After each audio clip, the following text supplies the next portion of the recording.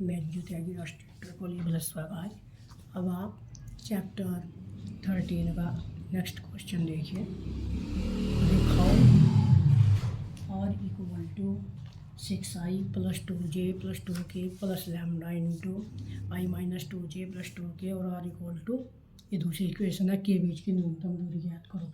यदि आपको सदिश रूप में दो इस टाइप की इक्वेशन दी हुई हो और उनके बीच की न्यूनतम दूरी पूछ रहे हो, तब के लिए आपका कौन सा फार्मूला था? d इक्वल टू, आपको पहले फार्मूला याद रखना है कौन सा है, फिर आप उसी के अकॉर्डिंग क्वेश्चन को हल करोगे। a2 minus a1 dot b1 cross b2 upon b1 cross b2 का मोड। ठीक है, अब मैं ये a1 b1 a2 b2 अब मैं बारी बारी से निकाल, चलो मैं पहले निकालती हूँ b1 क्रॉस b2 निकालती हूँ। i j k रखी वैल्यू 1 माइनस 2 2, इससे 3 माइनस 2 और माइनस के 2। तो i के साथ में क्या आएगा, 2 2 4 4 plus 4 minus j minus 2 minus 6 plus k minus 2 plus 6। अच्छा जी, ये आ गया आपका 8i plus 8j plus 4k।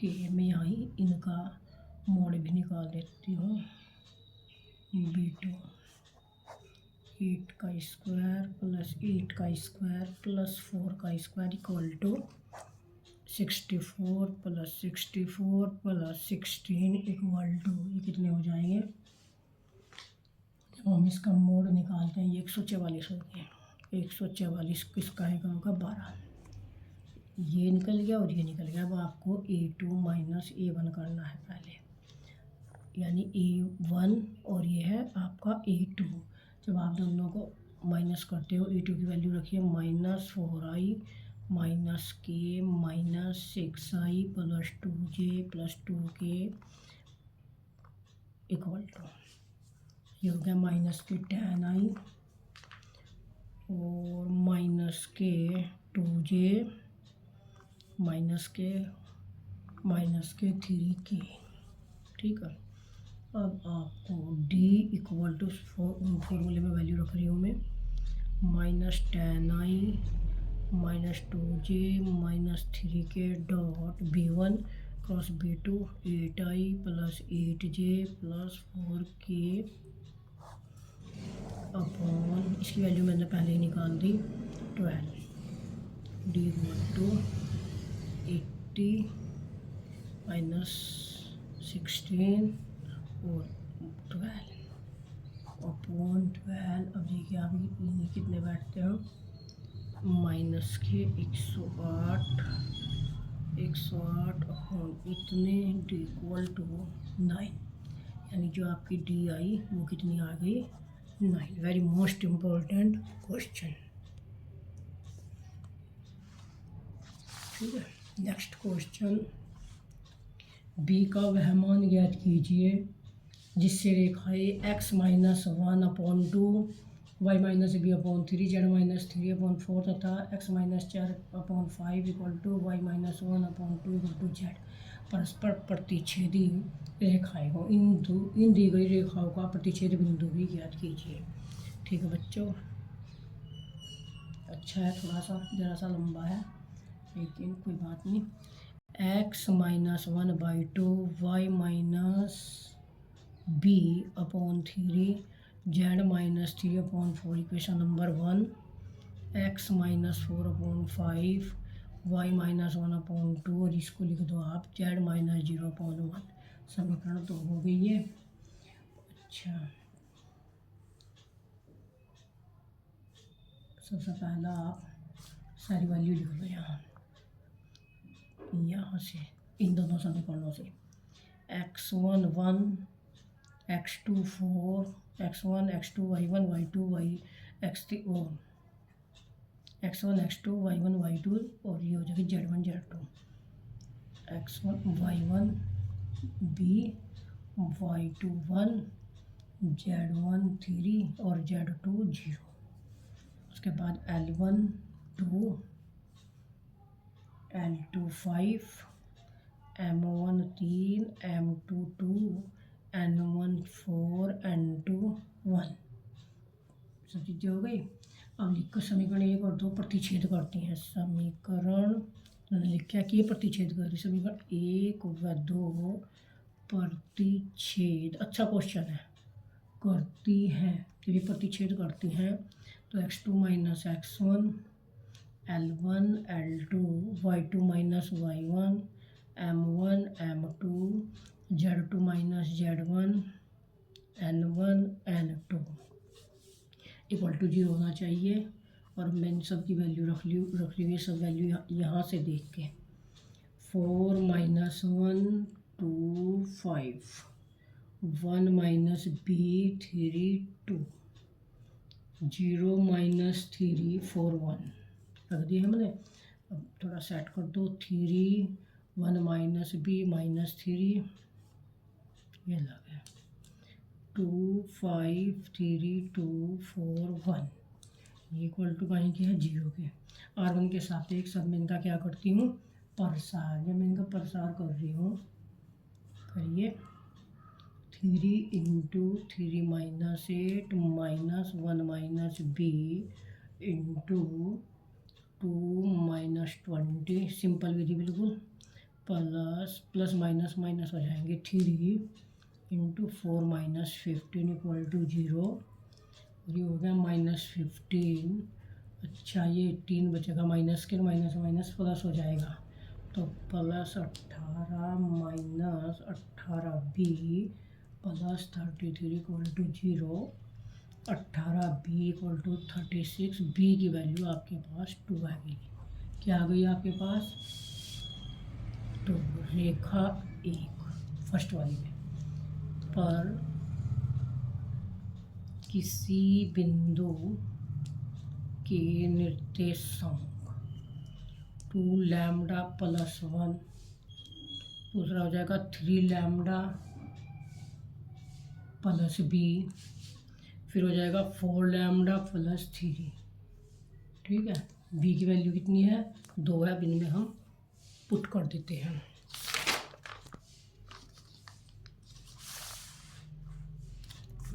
क्या करते हैं, b की वैल्यू पुट कर देते हैं। प्रतिच्छेदन रेखा कौन सी थी, दूसरी। प्रतिच्छेदन बिंदु के लिए यह बिंदु रेखा 2 पर स्थित है। रेखा नहीं, बिंदु। प्रतिच्छेदन बिंदु के लिए यह बिंदु कहाँ स्थित होगा, समीकरण 2 पर, क्योंकि पहले से निकाल लिया हमने। बिंदु रेखा सेकंड पर होगा। ठीक है, 2 लैम्डा प्लस 1 माइनस 4, आपने क्या किया, जो समीकरण नंबर 2 है उसमें आपने एक्स वाई जेड के मान रख रहे हैं, upon 5 equal to 3 lambda plus 2 minus 1 upon 2, और ये हो जाएगा 4 lambda plus 3 upon 1, 2 lambda minus 3 upon 5, 3 lambda plus 1 by 2, 4 lambda plus 3 upon 1। ठीक है, ये बना मेरे पास। अब आप अंतिम 2 पदों के लिए, अंतिम 2 पदों से क्या हो जाएगा, 3 lambda plus 1 equal to 2 into 4 lambda plus 3, और यहाँ से आ गया 8 लैम्डा प्लस 6 और 5 लैम्डा 3 माइनस कर दिया इक्वल टू -5। आपका लैम्डा की वैल्यू -1 आ चुकी। अब आपको क्या करनी है, इस लैम्डा की वैल्यू को इन बिंदुओं में रख दो जो आपने निकाले थे। कौन से निकाले थे, ये वाले। 2 lambda plus 1, 3 lambda plus b की वैल्यू भी है, 4 लैम्डा प्लस 3 में रख दो। यही रख देती हूँ मैं। प्रतिच्छेदन बिंदु के निर्देशांक 2 मल्टीप्लाई -1 +1 हो जाएगा एक तो, फिर 3 मल्टीप्लाई -1 +2 हो जाएगा, फिर 4 मल्टीप्लाई -1 +3 हो जाएगा। थोड़ी जगह कम रह गई पर कोई बात नहीं, 2 1 जा 2, ये हो गया -1, ये भी -1 और ये भी -1। अच्छा क्वेश्चन था।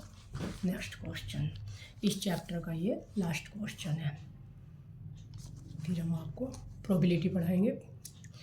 एक समांतर चतुर्भुज ABCD, इसके शीर्ष ABCD की वैल्यू दी हुई है कि सभी भुजाओं के समीकरण ज्ञात करो। अतः बिंदु A से CD पर डाले गए लंब के पाद के निर्देशांक भी ज्ञात कीजिए। देखिए सपोज करो कि मेरे पास ये है, और बच्चों याद रखना 12 और 13 दोनों वेक्टर के जो भी ये चैप्टर में कोई कट का निशान नहीं लगाते हैं। ये है आपका A B C और यहाँ है D, ठीक है बच्चों। और आप ये मान कर चलना, ये यहाँ कोई M पॉइंट है, आप इनके कोऑर्डिनेट यहीं रख दो। 4 7 8 2 B के 2 3 4 और C के यहाँ -1 -2 1 और D के पॉइंट हैं 1 2 और 5, ठीक है। अच्छा, AB के दिक् अनुपात निकालिए। AB के दिक् अनुपात का सूत्र कौन सा है? x2 - x1 वाला। हम x2 - x1 करते हैं A और B से, ये हो जाएगा 2 - 4 और 3 - 7 और 4 - 8। तो AB के जो दिक् अनुपात है वो है -2 -4 -4, जिन्हें हम 4 और 4 कह सकते हैं, ठीक है। अब निकाल लो BC के दिक् अनुपात। BC के जब आप दिक् अनुपात निकालोगे तो B और C से निकलेंगे। x2 - x1 यानी -1 -2 -2 -3 1 -4 -3 -5 -3, जिनको हम कह सकते हैं 3 5 3। अब आप निकाल लो CD के दिक् अनुपात। जब आपने CD के निकाल ले तो 1 + 1 और 2 + 2, फिर हो जाएगा 5 - 1, ये आगे 2 4 4 CD। अब निकाल लो आप DA के दिक् अनुपात। जब आप DA के निकाल लोगे 4 - 1 और 7 - 2 और 8 - 5, ये हो जाएगा 3 5 और 3। अब लिखो इनका। अब भुजा AB का समीकरण जो A से जाती है, भुजा AB का समीकरण, इसी प्रकार के समीकरण निकालने हैं। भुजा AB का समीकरण जो बिंदु A से जाती है, A से जाती है, कहेगा निकालने में AB का निकाल लिए, ठीक है। AB जो है DA के समांतर है, नहीं सॉरी गलती बोल ली, जो हम निकाल रहे हैं AB का, AB जो है CD के समांतर है। लिख दो इसको, AB समानांतर है CD के, AB समानांतर कहाँ के है? CD के। तो मैं निकालती हूँ x - 4/2 y - 7/4 z - 8/4। x - x1 कौन सा है आपका? देखिए यह 2 4 4, ये तो आपके ये हो गए, ठीक है। और इन्होंने क्या बताया था कि ये जो है CD के समानांतर है। मैंने निकाल दिए इनके दिक् अनुपात, तो मेरे पास थे ही इनके। याद रखना जब हम AB का ले रहे ना, तो हमें जो पॉइंट A का दे रखा वो हमारा x1 y1 z1 है, और जो दिक् अनुपात है वो है 2 4 4। अब हम निकालते हैं AB का, हो गया BC का। BC का समीकरण जो बिंदु बी सी, ये बी से होकर जा रही है, बी से होकर जाती है, बी से होकर, ये कौन सी रेखा के समांतर होगी, बी सी का समांतर, बी सी डी ए की होगी, यानी ये डी ए के समांतर है बी सी। ठीक है, तो अब इसका निकालिए, x minus 2 upon B C के जो दिक् अनुपात है 3,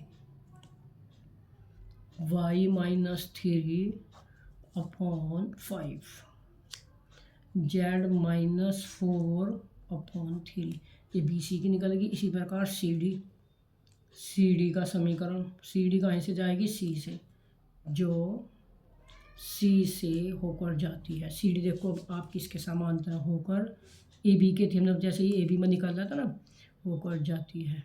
लिख दो आप, सी डी जो है समानांतर है ए बी के। अब आप सी डी का समीकरण निकाल लोगे। सी डी का समीकरण निकालने के लिए सी डी का समीकरण वही पॉइंट लेंगे, x minus 1 upon 3, y minus 2 upon 5 equal to z minus 5 upon 3।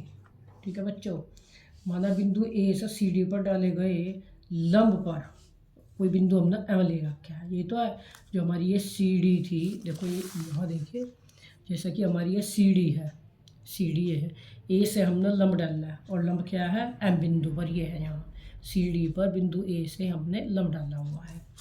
तो अब हम लिखते हैं, ठीक है, बिंदु ए से सी डी पर डाले गए लंब का बिंदु एम है। क्या है, एम है। लैम्डा के मान के लिए, लैम्डा के मान के लिए एम के निर्देशांक निकालिए। अब हम एम के जब निर्देशांक निकालते हैं, 2 लैम्डा माइनस 1, लैम्डा के मान के लिए निकाल लें हम, 4 लैम्डा माइनस 2, और ये हो जाएगा 4 लैम्डा प्लस 1। ठीक है, ए एम के दिक् अनुपात निकाल लो, कि ए एम के दिक् अनुपात, 2 लैम्डा माइनस 1 माइनस 4 हो जाएगा, 4 लैम्डा माइनस 2 माइनस 7 हो जाएगा, और 4 लैम्डा प्लस 1 माइनस 8 हो जाएगा। तो ये आ गया आपके पास 2 लैम्डा माइनस 5, यहाँ से 4 लैम्डा माइनस 9, 4 लैम्डा माइनस 7। चूँकि ए एम लंब है सी डी पर, तो 2 इंटू, अब इन पर लंब वाला प्रतिबंध लगा देंगे हम, 2 इंटू 2 लैम्डा माइनस 5, दूसरा मान था 4 इंटू 4 लैम्डा माइनस 9, प्लस दूसरे वाला क्या था, 4 ही था, 4 लैम्डा माइनस 7। हमने पहले ये निकाल चुके जो हमारे दिक् अनुपात थे ए बी के, 2 4 4 थे, और ये वाले हैं इसके। तो फॉर्मूला कौन सा, A1 A2 plus B1 B2 plus C1 C2। Lambda की वैल्यू निकल जाएगी यहाँ से, इक्वल टू 0 होना चाहिए क्योंकि लंब है। 4 लैम्डा माइनस 10, 4 4 जा 16 lambda 36, 16 lambda minus 28 equal to 0। ठीक है बच्चों, जोड़ दो ना, ये कितने बैठ रहे हैं, 4 20 36 लैम्डा इक्वल टू, इसको जोड़ लो,